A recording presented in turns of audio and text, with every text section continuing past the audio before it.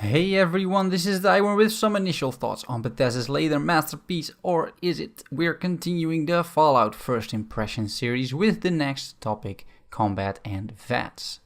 I will mostly be focusing on combat here and not too much on VATS for two reasons. One, I never used VATS much in the single player games because it felt like cheating. Mostly mirelurks were a victim of my ridiculous V.A.T.S aim, but apart from that I killed mostly manually. And two, V.A.T.S in Fallout is a very wonky system, and I haven't used it much either. The main issue with V.A.T.S is that this is a real-time multiplayer game, so you can't pause the game, of course.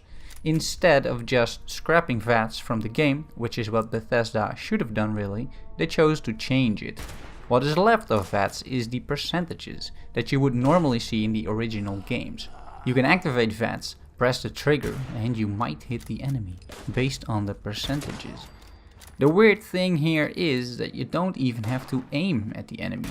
Only the percentages matter, including the activation of V.A.T.S. It is just a super weird system and I ended up not using it at all. Combat also suffers from the transition from single player to multiplayer.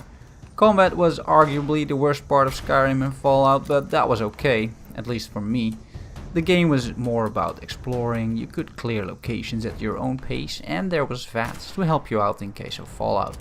Combat always felt a little weird, even with mods. Never was there the real feeling of you hitting someone. Strikes would always pass through enemies, always using the same motions, and slowly you would see their health bars go down. Bow and arrow and magic certainly felt more impactful, to be sure. Also guns in Fallout were okay, but there my main issue was aiming and the gunplay in general. The previous games simply weren't shooters, and never much attention went into that. But now imagine this entire combat system in a multiplayer game. The combat is just as clunky, because it is identical, but now you can't use V.A.T.S anymore.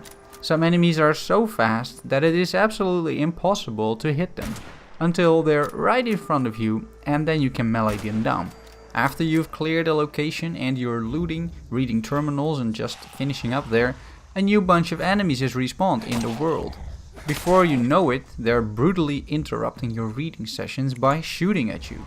All of these things make that combat in general can feel a little weird, unpolished, and overall just off. Combine this with bad performance and it can be a real struggle.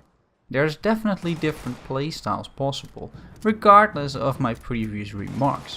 What I found was working really well was the sneaky build. Invest in agility and perception at early levels, sneak through locations and take some enemies down from afar.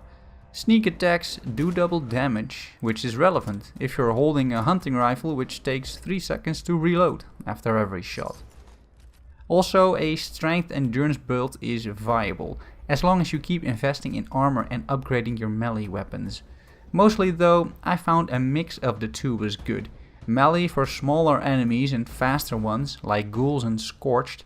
Super mutants, however, you want to take down from a distance, because running melee into a camp of those green bastards is a death wish for sure, unless you've picked up power armor maybe.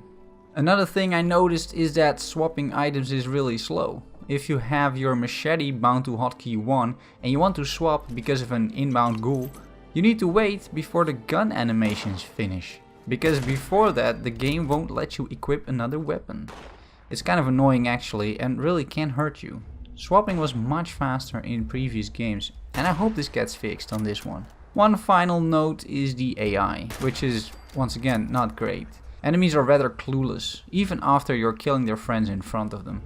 Not sure this will ever change, because it never has so far, but if you were hoping for smarter enemies, it's not happening. At least not yet.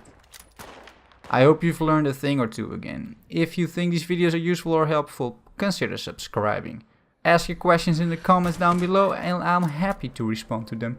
And I'll see you in the next episode of my first impressions for Fallout 76, and that one will be about surviving the wasteland.